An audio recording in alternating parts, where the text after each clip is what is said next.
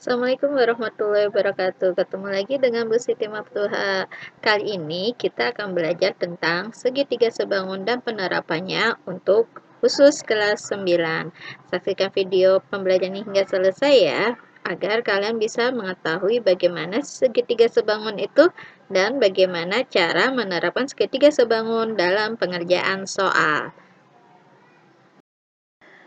Oke, sekarang Ibu akan bahas tentang segitiga sebangun. Kalian bisa lihat di sebelah kanan ini ada syarat untuk segitiga sebangun, yaitu yang pertama sudut yang bersesuaian sama besar, dan yang kedua adalah perbandingan sisi yang bersesuaian sama panjang. Oke, kalau kalian perhatikan dan kalian lihat, di sini ada dua buah segitiga, segitiga warna biru dan segitiga warna merah. Oke, segitiga warna biru itu yang mana? Segitiga warna biru itu di sini namanya adalah segitiga. Oke, Bu kasih namanya yang biru itu namanya segitiga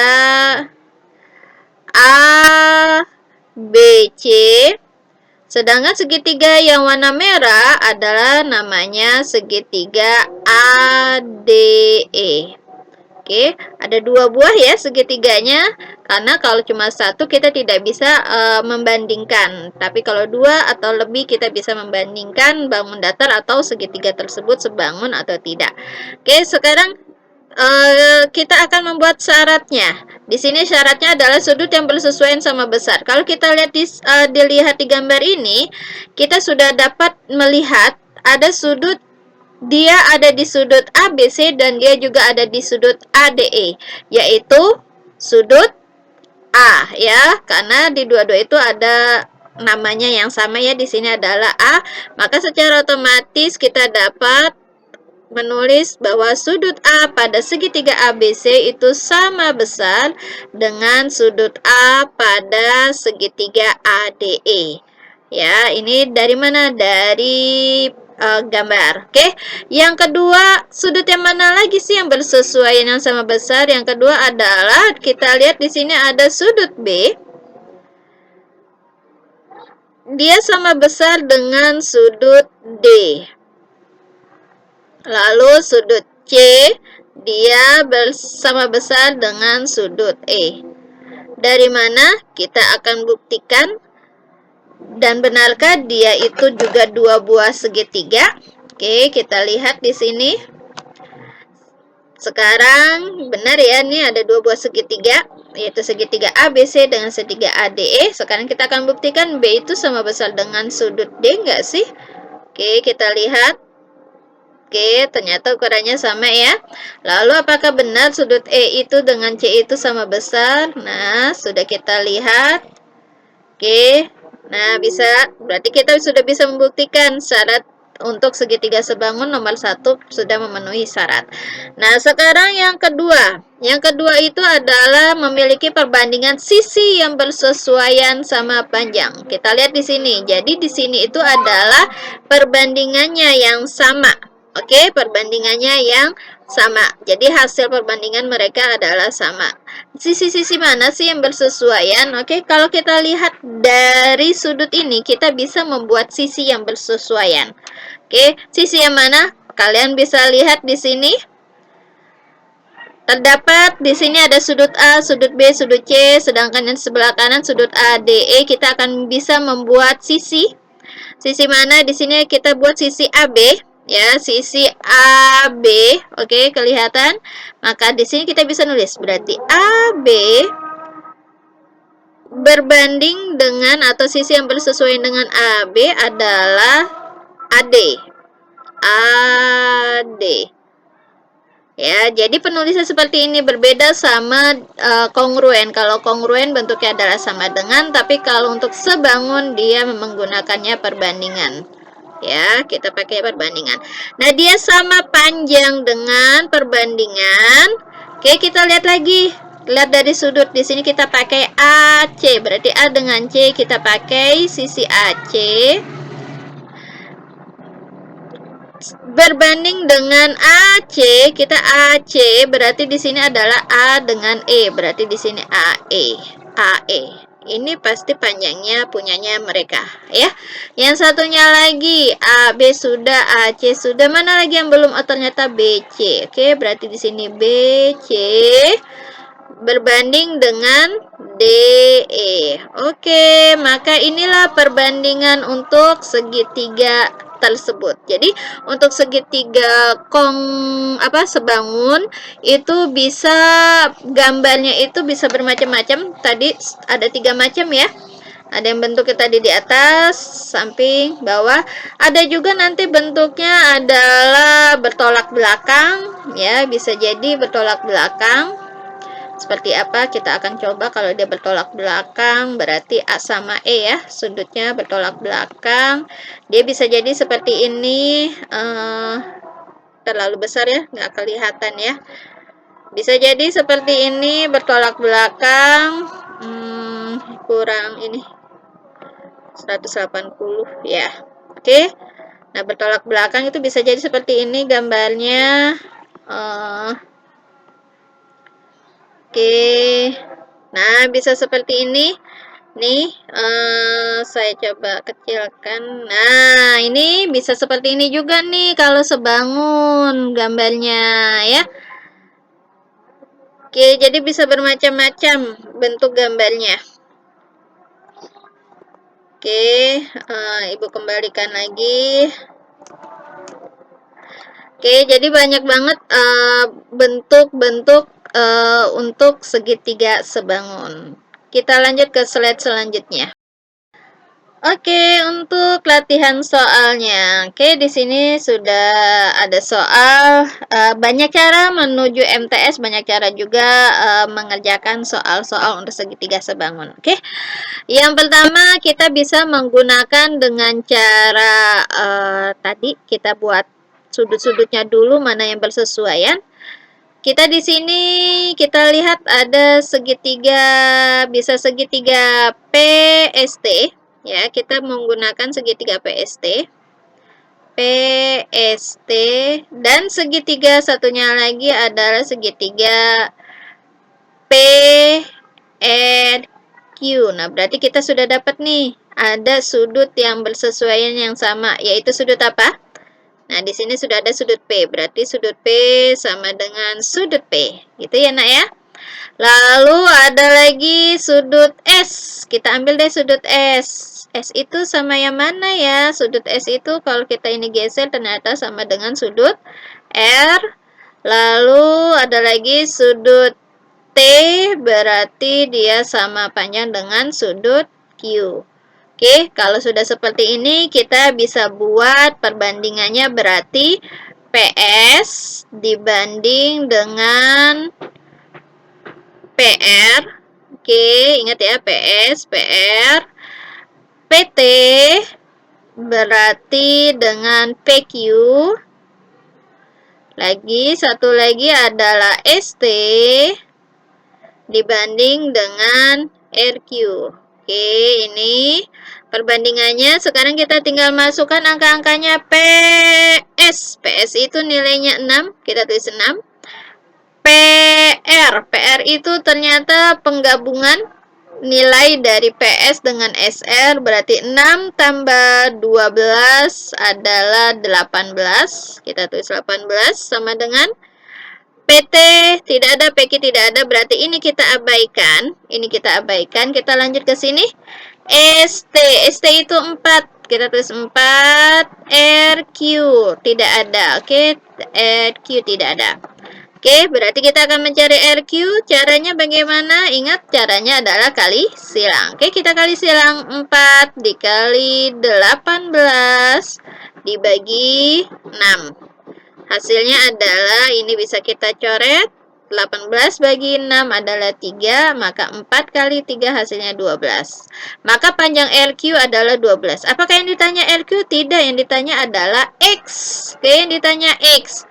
X itu adalah nilainya UKI. Nah, bagaimana cara mencarinya? Ternyata UKI itu adalah panjangnya RQ dikurang dengan panjangnya RU.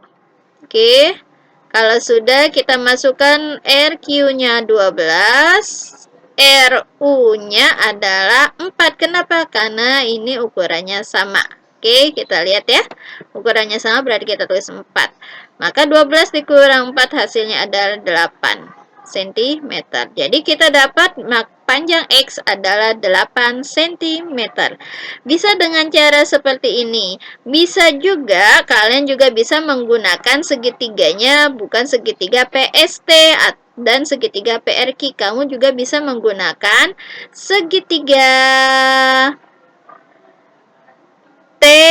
TQU dengan segitiga PQR. Bisa juga dengan segitiga ini. Oke. Nah, caranya bagaimana? Sama juga. Silakan kalian mencobanya ya. Intinya hasilnya harus 8. Oke, kita lanjut ke latihan soal yang kedua. Untuk latihan soal kedua, bisa kalian lihat di sini ada segitiga juga, tapi segitiganya bentuknya siku-siku. Ternyata di segitiga siku-siku ini ada 3 buah segitiga siku-siku. Kalau seandainya kita akan menggambarkan, ada segitiga, atau misalnya seandainya tidak digambar, berarti ada segitiga A, D, C. Lalu ada segitiga B, D, C. Lalu satunya lagi adalah segitiga A, B, C. Oke, kita akan coba buat sudutnya, yaitu kita buat sudut siku-sikunya dulu ya. Ada sudut D. Di sini D, di sini juga ada D. Tapi di sini yang siku-sikunya adalah sudut C. Oke? Lalu kita lihat lagi, selain ada sudut D, ada sudut untuk ADC itu ada sudut C ya. Oke, ada sudut C. Oke, di sini sudut C itu yang sesuai itu yang mana? Lihat dia sisinya yang pendek ya. Maka kita lihat di di BDC itu berarti dia adalah sudut B. Sedangkan untuk ABC berarti dia adalah sudut B juga ya. Sudut B. Oke, yang terakhir berarti di sini sudut A yang belum disebutkan. Kalau di sini berarti sudut C yang belum disebutkan. Di sini berarti sudut A yang belum disebutkan. Sekarang coba kita akan bentuk sisi-sisi yang bersesuaian. Oke, kita lihat di sini dua sisi dulu. Nih kita pakai segitiga ADC. Atau seandainya mau kita buat segitiganya seperti ini. Ya. Berarti ini sudut D, C, A. Yang satunya lagi berarti sudut D, C berarti B, C. Gitu ya. Yang satunya lagi adalah sudut C, B, A. Oke, sekarang kita masukkan angkanya AD16. AD16. Oke, kita masukkan 16. Sudut BD, BD 9. Oke, sudut CD ini enggak ada. Yang CD ini juga tidak ada. Yang di sini apa nih sisinya yang ada? ADBD berarti AB ini 25. Oke, nah kalau sudah, karena yang ditanya CD, nah kita bisa lihat nih, oh berarti ini yang kita gunakan, yang ini kita abaikan ya. Segitiga ABC kita abaikan. Yuk kita buat perbandingannya. Ingat kalau sebangun adalah perbandingannya yang kita gunakan ya. Oke, kita lihat di situ AD berarti akan kita bandingkan dengan siapa? AD ini atas sama bawah berarti DC. Oke, DC sama dengan, oke, di sini DC yang bawah ya. DC nih atas sama tengah, DC dibanding atas tengah ya, berarti DB. Oke, yang satunya kita abaikan. Oke, AD ukurannya 16, DC kita jadikan X sama dengan DC ini juga berarti X, DB-nya 9. Oke, wah ini dua-duanya angka. Bagaimana nih? Dua-duanya angka, terus dua-duanya huruf. Maka dua-duanya ini harus kita kali silang. Ya, berarti di sini X dikali X sama dengan 16 dikali 9. Oke? 16 kali 9. Nah, X kali X itu berarti X pangkat 2 16 kali 9 itu nilainya adalah 144. Maka X sama dengan akar dari 144. Hasilnya adalah 12. Oke, selesai. Berarti kita sudah dapat panjang CD adalah 12 cm. Oke, bagaimana? Mudah ya? Oke, untuk soal yang ketiga, di sini ada gambar lagi ternyata. Nah, kita bisa lihat di sini.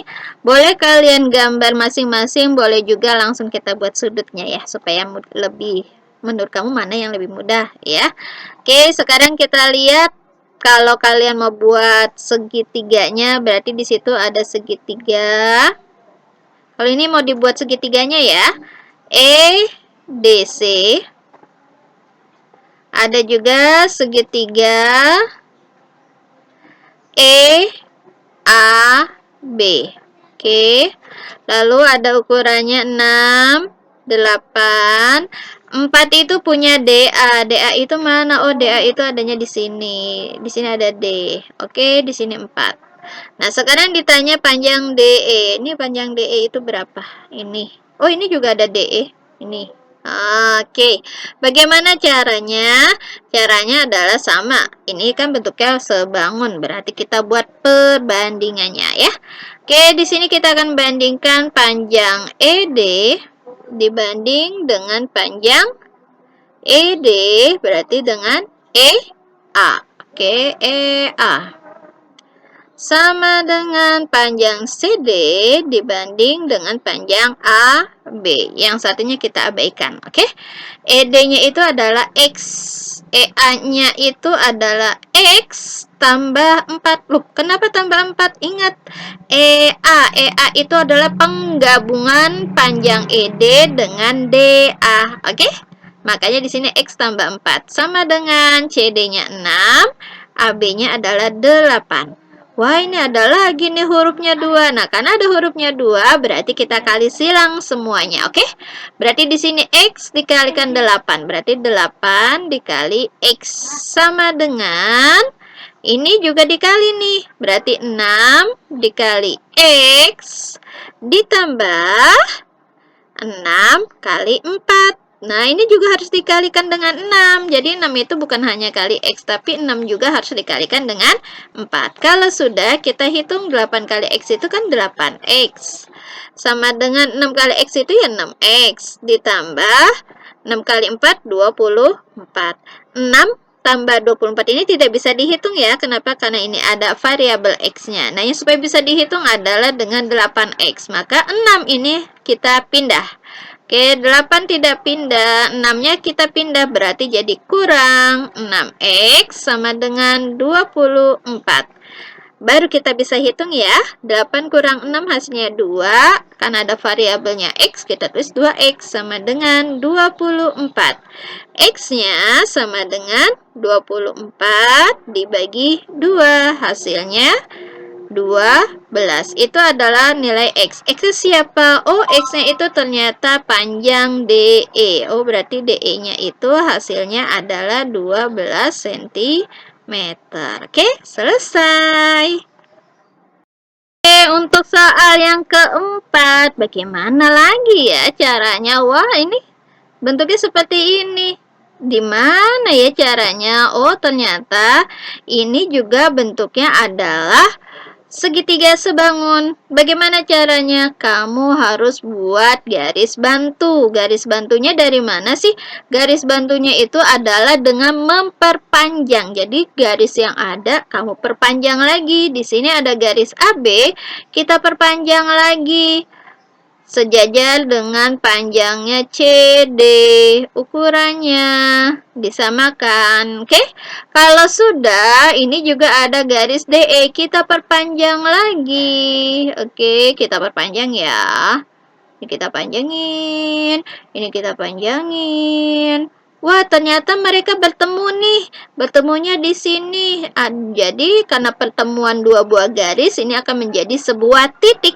Titiknya apa ya? Kita sambungkan. Karena di sini sudah sampai F, berarti ini adalah G. Oke, yang diperpanjang kita hapus dulu ya. Nah, sisi ini kita hapus nih, panjang ini kita hapus dulu. Oke. Nah, ini kita hapus ya. Oke, sekarang kita akan pakai sisinya. Berapa sih panjang BG? Nah, kalau kalian lihat di sini kita sudah dapat panjang AB itu nilainya 12. Oke, panjangnya BC, CD, OC sampai D ya, itu juga nilainya 12. Ini B ke C juga nilainya 12, DE itu 6. Oke, sekarang ditanya panjang FB. Nah, bagaimana cara mengerjakannya? Oh, ternyata mereka itu menjadi sebuah bukan sebuah ya, namanya segitiga sebangun. Segitiganya mana yang kita gunakan? Ternyata di situ ada segitiga ABF dan segitiga AGE. Nah, ada sisi nih, ada sudut yang sama ya, di ABF dengan AGE ada sudut yang sama, yaitu sudut A. Oke, berarti B itu sama besar dengan sudut G, F itu sama besar dengan sudut E. Kenapa? Karena mereka itu sudut sahadap ya, sudut sahadap itu ukurannya sama besar. Oke, kalau ini sahadap ya, benar. Oke, kalau sudah, yuk kita buat perbandingannya. Berarti di sini kita akan gunakan panjang AB. Perbandingannya sisi AB dengan AB berarti dengan AG. Lalu FB dengan GE. Oke. Nah, yang satunya berarti bisa kita abaikan. Oke. AB ukurannya 12. AG berapa ya AG ya? Wah, AG itu ternyata penggabungan antara AB sama BG. BG-nya berapa? Oh, BG itu ukurannya ternyata sama dengan CD. Maka BG ini juga nilainya 12. Berarti A ke G nilainya adalah 24. Oke. FB-nya belum ada. Yang ada CB atau BC.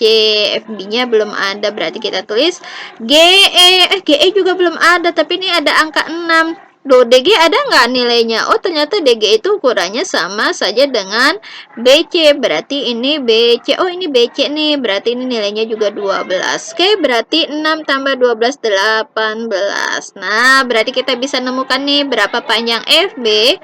Karena di sini hurufnya cuma 1, berarti kita tinggal kali saja deh.